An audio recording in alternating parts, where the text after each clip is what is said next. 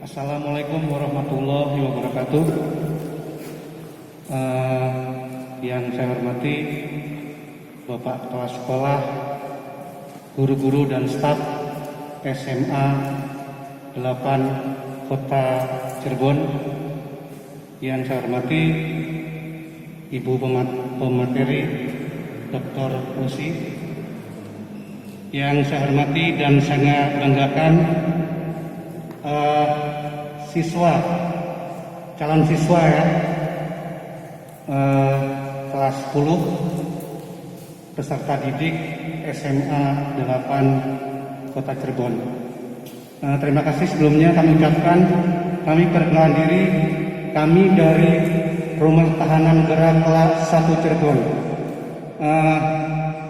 Sebelumnya kami mengucapkan terima kasih kepada Bapak Kepala Sekolah dan juga guru dan staf yang sudah mengizinkan kami untuk memberikan materi penyuluhan keluarga sadar hukum yang sebenarnya ini adalah program kerjasama dari Dinas Pendidikan Kota Provinsi Jawa Barat dengan Kanwil Kementerian Hukum dan HAM Jawa Barat. Untuk selanjutnya kami persilakan Dr. Lucy untuk membawakan materi. Waktu kami silakan. Terima kasih, Pak Kasih. Assalamualaikum warahmatullahi wabarakatuh. Selamat pagi, salam sejahtera untuk rekan-rekan dari Rutan kelas 1 Cirebon, Pak Kasih dan tim yang sudah datang dan berbarengan dengan saya. Kepada Bapak Kepala Sekolah, Bapak Wakil Kepala Sekolah, para guru yang hadir sekarang, dan siswa baru tahun angkatan 2020-2021 yang tidak bisa ketemu muka dengan saya di sini. Sebagai siswa baru tentunya kita harus memahami tentang keadaan di sekolah, khususnya SMA 8 Cirebon ini, terkait kondisi sosial dalam kehidupan di sekolah siswa SMA ya, karena dari materi yang ingin Ibu bawakan ini adalah terkait permasalahan bullying gitu. Jadi kesadaran hukum yang akan dibawa pada materi pagi ini adalah terkait permasalahan bullying. Seperti kita tahu, permasalahan bullying ini sudah menjadi permasalahan yang bahaya laten, karena hal-hal ini kadang-kala tidak kita sadari dalam dunia pendidikan kita, tapi sebenarnya ada, dan itu mempunyai potensi bahaya yang perlu kita siapkan pada kepentingan ini, karena ini terkait keadaan sosial siswa yang memang kadang luput dari pengawasan kita. Jadi pada kondisi bullying ini itu jelas ada dua pihak ya. Ada dua pihak, yaitu satu kelompok siswa yang mempunyai keadaan sosial lebih karena mereka lebih superior dalam kondisi mereka mempunyai kekuatan lebih dari siswa atau kelompok siswa yang pada keadaan dia mempunyai kelemahan atau kekurangan sehingga selalu menjadi target atau sasaran. Bullying itu sudah menjadi budaya katanya dari dulu, tetapi sebenarnya itu tidak merupakan budaya yang baik. Jadi sedini mungkin kita harus menghindari suatu keadaan yang menimbulkan potensi bullying pada kondisi sosial siswa di SMA 8. Seperti kita ketahui, bullying berasal dari kata bully ya, itu artinya penggertak. Jadi orang yang mengganggu orang yang lemah. Beberapa istilah dalam bahasa Indonesia yang sering kali dipakai masyarakat untuk menggambarkan fenomena bullying diantaranya adalah penindasan, penggencetan, perpeloncoan, pemalakan, pengucilan, ataupun intimidasi. Jadi bullying adalah tindakan bermusuhan yang dilakukan secara sadar ya. Ingat, ini dilakukan secara sadar dan sengaja bertujuan untuk menyakiti siswa yang lain, seperti menakuti melalui ancaman agresi dan menimbulkan teror. Jenis perbuatan bullying itu satu ya, bullying secara verbal. Perilaku ini dapat berupa julukan nama, celaan, fitnah, kritikan kejam, penghinaan, pernyataan-pernyataan yang bernuansa ajakan seksual, ataupun pelecehan seksual. Ini saya sebut salah satu contoh yang gampang aja lah. Kalau ada siswa yang mempunyai perawakan agak gemuk atau gemuk, itu kan suka ada langsung panggilan-panggilan khas yang akhirnya menjadi sasaran kepada si siswa yang gemuk itu dengan sebutan si gendut, si gajah gitu. Nah, ini kan sudah merupakan bullying secara verbal. Jadi ini sudah menjadi satu keadaan kondisi di mana siswa yang jadi target itu dia akan merasa rendah diri. Nanti akan disebutkan lagi dari akibat-akibat dari perbuatan bullying. Tadi disebutkan bullying secara verbal, kemudian ada bullying secara fisik. Yang termasuk dalam hal ini jelas ya, karena ada fenomena ini sudah merupakan juga tindakan kriminal. Ini yang perlu dihindari. Jadi bullying secara fisik ini termasuk dalam hal ini memukuli, menendang, menampar, mencekik, menggigit, mencakar, meludahi, dan merusak serta menghancurkan barang-barang milik anak yang tertindas. Jadi ini kan ada kelompok siswa ataupun beberapa siswa ataupun satu siswa yang mempunyai kelemahan atau kekurangan sehingga selalu dijadikan target untuk dilakukan perbuatan bullying. Namun kejadian bullying secara fisik ini tidak sebanyak bullying dalam bentuk lain. Ya betul, karena tindakan seperti ini sudah masuk dalam tindakan kriminal. Ya, gitu. Jadi sudah masuk ke dalam satu ketentuan hukum pidana kita, yaitu terkait kekerasan. Bisa masuk dalam perkara 351 yaitu penganiayaan ataupun 170 pengeroyokan seperti itu. Kemudian ada yang nomor 3 adalah bullying secara relasional, yaitu perbuatan pelemahan harga diri korban secara sistematis melalui pengabaian, pengucilan, penghindaran. Perilaku ini dapat mencakup sikap-sikap yang tersembunyi seperti pandangan yang agresif, lirikan mata, helaan nafas yang tentunya ini seperti itu seperti itu. Terus cibiran, tawa mengejek, dan bahasa tubuh yang mengejek. Ini tentu kita bisa pahami ya perbuatan-perbuatan ini karena ini kan suatu bentuk ekspresi tubuh atau body language yang kemudian memberikan satu keadaan orang tersebut kita lecehkan kan seperti itu. Bullying dalam bentuk ini cenderung perilaku bullying ini sulit dideteksi. Jadi ingat Bapak guru kalau melihat siswa yang melakukan bahasa-bahasa tubuh seperti itu harus diawasi secara ketat karena ini juga menimbulkan dampak kepada si siswa yang mendapatkan sasaran perilaku bully tersebut. Jadi ini kan akan berpengaruh kepada mental emosional dari si siswa yang kena target bully dari sikap-sikap bully yang tadi saya sebutkan. Kemudian ini ya karena sekarang udah fenomenanya high tech ya, jadi udah gadget, alam gadget sekarang itu ada disebut dengan bullying elektronik. Ini juga susah dilacak. Merupakan bentuk perilaku bully yang dilakukan pelakunya melalui sarana elektronik seperti komputer, handphone, internet, website, chatting room, email, SMS dan sebagainya. Biasanya ditujukan untuk peneror korban menggunakan tulisan, animasi, gambar, dan rekaman video atau film yang sifatnya jelas mempunyai tujuan untuk mengintimidasi, menyakiti, dan menyudutkan dari sasaran atau target si pelaku bully tersebut. Nah, jadi udah jelas ya. Memang kita di sini ada 2 kriteria. Biasanya pelaku bully perempuan atau laki-laki. Kalau pelaku bully laki-laki itu biasanya dia akan melakukan secara fisik.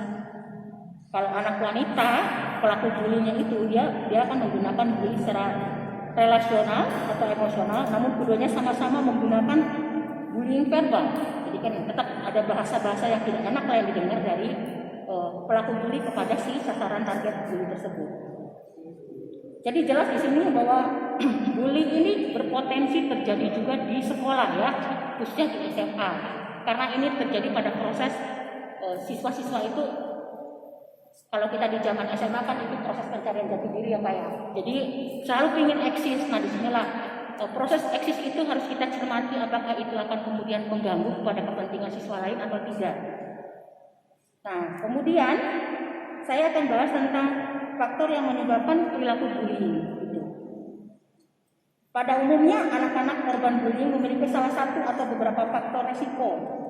Ya tadi saya sebutkan dianggap berbeda, misalnya memiliki ciri fisik tertentu yang mencolok seperti lebih kurus, lebih gemuk, lebih tinggi atau lebih pendek dibandingkan dengan yang lain. Terus kemudian ada perbedaan status ekonomi, memiliki hobi yang tidak lazim atau menjadi. Nah ini siswa-siswi baru, Bapak Guru semua, itu rawan menjadi objek pelonco, objek sasaran dari kakak-kakaknya siswa yang di atas angkatannya. Itu karena ini kan ada kondisi di mana budaya perpeloncoan seperti itu. Kemudian dia kan dianggap lemah dan tidak bisa membela dirinya karena orang baru. Orang baru itu kan masih belum memahami situasi kondisi, belum memahami teman-temannya, belum memahami kakak-kakaknya gitu. Sebagai angkatan di atasnya di SMA 8 ini. Kemudian karena masih orang baru, tentunya dia belum memiliki rasa percaya diri yang kuat gitu. Kemudian jelas ya, karena belum mempunyai teman, belum mempunyai keadaan sosial yang dia pahami, dia juga merasa bahwa dirinya kurang populer atau belum memiliki banyak teman lah seperti itu. Nah, kalau orang pelaku bully tentunya kan dia jelas ya punya tujuan satu karena dia peduli dengan popularitas. Orang pelaku bully biasanya dia agak menonjol. Perlu dicermati ketika ada siswa yang kondisinya menonjol, itu dia mempunyai potensi untuk menjadi pelaku bully gitu. Dia memiliki banyak teman dan senang menjadi pemimpin di antara teman-temannya. Mereka berasal dari keluarga yang berkecukupan, memiliki rasa percaya diri tinggi, memiliki prestasi bagus di sekolah. Itu juga rawan. Jadi biasanya mereka melakukan bullying untuk meningkatkan status dan popularitas di antara teman-teman mereka. Kemudian dia sendiri ternyata pernah jadi korban bullying. Artinya dulu dia pernah jadi siswa baru, terus kemudian oleh senior-seniornya atau kakak-kakaknya juga pernah dilakukan bully terhadap dia. Mereka mungkin mengalami kesulitan diterima juga dalam pergaulan, bisa jadi alasannya. Kesulitan dalam mengikuti pelajaran di sekolah, mudah terbawa emosi, merasa kesepian, dan mengalami depresi. Kemudian pada kondisi dia memiliki rasa percaya diri yang rendah atau menjadi pengaruh teman-teman yang mereka dapat menjadi pelaku bullying karena mengikuti perilaku teman-teman mereka yang melakukan bully. Nah ini jadikan ada efek domino bahwa seseorang yang pernah menjadi sasaran target bully itu juga berpotensi menjadi pelaku bully di selanjutnya di keadaan berikutnya. Ini yang perlu diwaspadai. Saya mohon diingatkan kalau waktunya sudah terbatas ya karena ini sebenarnya paparan saya termasuk panjang ya gitu. Kemudian kita akan membahas tentang dampak yang didapat akibat dari perilaku bully, yaitu ini konsekuensi bullying bagi para korban, yaitu korban akan merasa depresi. Ini bahaya ya, depresi ini kan terkait masalah psikologi, depresi dan marah. Ia marah terhadap dirinya sendiri karena tidak bisa melakukan kekuatan yang sama kepada pelaku bully. Kemudian terhadap pelaku bully, orang-orang di sekitarnya dan orang-orang lain tidak dapat atau tidak mau menolongnya. Dia merasa bahwa dia jadi sasaran target bully, kan tidak saat itu dia mendapatkan pertolongan dari siapapun. Mungkin guru waktu itu tidak lagi sedang mengawasi. Nah, dia jadi akan merasa bahwa tidak ada yang peduli. Hal ini kemudian akan mempengaruhi kepada prestasi akademik. Orang-orang yang selalu menjadi sasaran target bully itu biasanya mempunyai prestasi akademik yang rendah karena faktor ketidakpercayaan dirinya. Jadi berhubung tidak mampu lagi muncul dengan cara-cara yang konstruksi untuk mengontrol hidupnya, dia mungkin akan mundur lebih jauh lagi ke dalam pengasingan. Nah, karena dia merasa tidak diterima pada lingkungannya, dia cenderung akan menarik diri, kemudian pergi kepada pengasingan atau pengucilan sendiri. Bahkan tiba-tiba dia tidak akan masuk sekolah lagi, pada kondisi dia kemudian akan sangat tertekan seperti itu.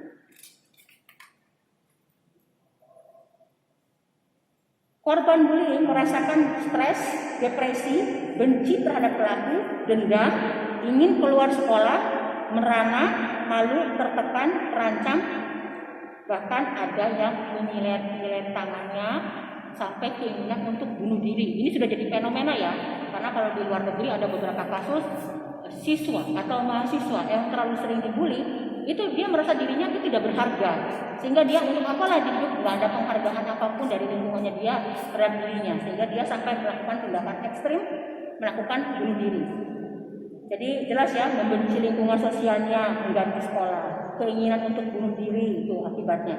Kesulitan konsentrasi, rasa takut berkepanjangan dan depresi, cenderung kurang empatik dan mengarah ke psikotik. Jadi ini psikotik ini kan penyakit kejiwaan. Jadi orang yang terus-terusan tertekan itu kemudian bisa menjadi pelaku tindakan yang ekstrim loh. Dia akan menyerang, menganiaya, atau bahkan karena dorongan psikologi yang sangat kuat sampai membunuh si pelaku bully ini. Ini yang perlu kita hindari. Jadi ini jelas ya, cenderung kurang empatik, dia jadi orang yang akhirnya susah untuk respect pada orang lain gitu. Seperti itu. Pelaku bullying yang kronis akan membawa perilaku ini sampai dewasa. Jadi ingat, bullying ini akan membentuk kepribadian seseorang itu sampai dia lepas dari sekolah juga gitu. Jadi akan berpengaruh negatif pada kemampuan mereka untuk membangun dan memelihara hubungan baik dengan orang lain. Menjadi pribadi yang baik itu pribadi yang bisa memelihara hubungan dengan personal yang lain. Jadi aspek-aspek inilah yang harus kita hindari untuk membentuk manusia yang benar bisa diterima di masyarakatnya dan memiliki kepribadian membangun gitu loh pada lingkungan di sekitarnya. Kemudian korban juga akan merasa rendah diri dan tidak berharga, serta jelas ya kalau pelaku bully terhadap sasaran si pelaku bully, si sasaran itu dia akan ada gangguan fisik juga sebenarnya. Karena ini jelas ada penelitian bahwa akibat dari terus-menerus dibully itu ada gangguan pada kesehatan fisik seperti sakit kepala, sakit tenggorokan, flu, batuk-batuk, gatal-gatal, sakit dada, bibir pecah-pecah. Depresi, orang depresi itu kan tekanan batin, jadi itu juga akan muncul kepada keadaan fisik seperti itu, terganggu juga. Kemudian langkah kita untuk bagaimana mencegah bullying, satu, jelas ya kita membantu anak-anak mengetahui dan memahami bullying. Jadi informasi ini saya mohon tidak terputus untuk kemudian diberitahukan kepada siswa-siswa dengan menambah pengetahuan anak-anak mengenai bullying. Jadi ini nanti materi ini akan saya simpan di SMA 8 ini untuk dipahami lebih lanjut. Mereka dapat lebih mengenali saat bullying menimpa mereka atau orang-orang di dekat mereka. Selain itu, anak-anak juga perlu dibekali dengan pengetahuan untuk menghadapi bullying dan bagaimana mencari pertolongannya. Hal-hal yang dapat dilakukan untuk meningkatkan pemahaman anak mengenai bullying diantaranya, satu, memberitahu kepada anak bahwa bullying tidak baik dan tidak dapat dibenarkan dengan alasan apapun maupun tujuan apapun. Ini termasuk ibu juga ini secara online memberikan kepada siswa. Jadi bullying itu tidak dapat dibenarkan ya. Tidak dapat dimaklumi dengan alasan apapun ataupun dengan tujuan apapun. Setiap orang itu layak diperlakukan dengan hormat apapun perbedaan yang mereka miliki, mau gendut, mau kurus, mau kaya, mau miskin, tetap yang utama adalah sikap respek kita terhadap sesama manusia. Kemudian memberitahu kepada anak-anak siswa mengenai dampak-dampak bullying bagi pihak-pihak yang terlibat maupun bagi yang menjadi saksi bisu. Saksi bisu itu maksudnya ada si pelaku bullying, kan dia punya geng. Dia tidak berbuat bully tapi dia menonton, gitu. Cenderung membiarkan, gitu. Sampai akhirnya tuh dia mempunyai ketertarikan untuk berbuat yang sama, melakukan bullying tersebut. Kemudian pencegahan yang kedua itu memberi saran mengenai cara-cara menghadapi bullying. Setelah diberikan pemahaman mengenai bullying, anak-anak juga perlu dibekali pengetahuan dan keterampilan ketika mereka menjadi sasaran. Karena ini tetap akan menjadi salah satu hal yang perlu kita cermati gitu. Maka mereka juga harus diberikan pembekalan, harus diberi bekal untuk memahami bagaimana kalau mereka menjadi sasaran dari bullying, agar dapat menghadapinya dengan aman tanpa menggunakan cara-cara yang agresif atau kekerasan yang dapat semakin memperburuk keadaan. Cara-cara yang dapat digunakan misalnya dengan mengabaikan pelaku, udahlah lihat aja dia, menjauhi pelaku karena ini akan menjauhi masalah, atau menyampaikan keberatan mereka terhadap pelaku dengan terbuka dan percaya diri. Nah ini proses membangun percaya diri gimana? Program ekstrakurikuler apa yang layak didapatkan siswa untuk membangun kepercayaan diri. Jadi kita nggak bicara akademik formal ya, tapi juga bagaimana kegiatan non formal juga membangun kepercayaan diri dari siswa, itu penting juga. Mereka juga dapat menghindari bullying dengan berada di sekitar orang-orang dewasa. Saat seseorang merasa tertekan, dianjurkan untuk segera ya mendekati guru ataupun ada ini kan yang ada konseling juga kan di situ. Kemudian dia mendapatkan secaranya perlindungan langsung. Atau kelompok anak-anak lain yang memang dia lebih mempunyai kebiasaan yang lebih baik daripada para pelaku bullying tersebut. Apabila anak menjadi korban bullying dan cara-cara tersebut dilakukan namun tidak berhasil, maka sebaiknya didorong untuk menyampaikan masalah tersebut kepada orang-orang dewasa yang mereka percayai. Ada BK ya, konseling ada kan di sini ya. Itu langsung diarahkan ke situ aja. Baik itu guru di sekolah maupun orang tua atau anggota keluarga lainnya di rumah. Gitu. Orang tua juga harus lebih dimungkinkan untuk membaca anaknya ini korban atau malah pelaku. Berapa menit lagi mas? 2 menit lagi, oke. Terus membangun hubungan dan komunikasi dua arah dengan baik. Biasanya pelaku bullying akan mengancam atau mempermalukan korban bila mereka mengadu kepada orang lain. Dan hal inilah yang biasanya membuat seorang korban bullying tidak mau mengadukan kejadian yang menimpa mereka kepada orang lain. Oleh karena itu, sangat penting untuk senantiasa membangun hubungan dan menjalin komunikasi dua arah dengan anak agar mereka dapat merasa aman dengan menceritakan masalah yang mereka alami dengan orang-orang terdekat mereka. Jadi komunikasi itu juga kunci dari bagaimana kita bisa melakukan optimalisasi terhadap pencegahan bullying. Kemudian mendorong mereka untuk tidak menjadi saksi bisu. Orang-orang yang terlibat dalam kelompok si pelaku bullying itu juga harus mempunyai kesadaran untuk melaporkan apa yang terjadi. Jadi ini siswa-siswa juga jangan jadi siswa yang pasif ya. Harusnya dia kalau melihat ada fenomena yang tidak baik itu dia harus segera melaporkan. Jadi itu juga butuh itu kepercayaan diri seseorang tidak diliputi oleh rasa takut ataupun tertekan. Gitu seperti itu. Nah, anak-anak yang menyaksikan kasus bullying juga dapat membantu dengan cara satu, menemani atau menjadi teman bagi korban bullying, misalnya dengan mengajak bermain atau kegiatan bersama, menjauhkan korban dari situasi-situasi yang memungkinkan ia mengalami bullying, mengajak korban bicara mengenai perlakuan yang ia terima, mendengarkan ia bercerita dan mengungkapkan perasaannya. Kemudian apabila dibutuhkan membantu korban mengadukan permasalahannya kepada orang dewasa yang dapat dipercaya. Jadi ini adik-adik nanti ya siswa-siswa baru kalau melihat kondisi begini, tolong reaktif, selamatkan teman-teman agar tidak menjadi korban bullying gitu. Jadi orang yang berani untuk melaporkan hal-hal apapun yang kemudian menimbulkan teman-teman kalian itu disakiti. Jadi tetap langsung hubungi kepada guru atau orang yang bisa kalian percaya untuk melaporkan kejadian yang ada di sekolah nanti gitu. Terus kemudian membantu anak ya Bapak Guru, jadi membantu anak menemukan minat dan potensi mereka. Dengan mengetahui minat dan potensi mereka, anak-anak akan terdorong untuk mengembangkan diri dan bertemu serta berteman dengan orang-orang yang memiliki minat yang sama. Jadi kegiatan ekstrakurikuler ya, seperti pramuka gitu, seperti apalagi apa ya, kalau itu kan pramuka, apalagi Pak yang sekarang ini Paskibraka ya kan gitu ya, kalau udah jadi mahasiswa kan biasanya ada pecinta alam tuh. Itu juga mau membangun kepercayaan diri sebenarnya, keberanian itu juga kan, jadi itu penting sebenarnya dilakukan sekolah, tidak melulu kepada pengajaran formal seperti itu ya. Kemudian yang keenam, memberi teladan lewat sikap dan perilaku. Sebaik dan sebagus apapun slogan, saran serta nasihat yang mereka dapatkan, anak akan kembali melihat pada lingkungan mereka untuk melihat sikap dan perilaku seperti apa yang diterima oleh masyarakat. Jadi anak itu lebih cenderung menduplikasi, jadi hati-hati.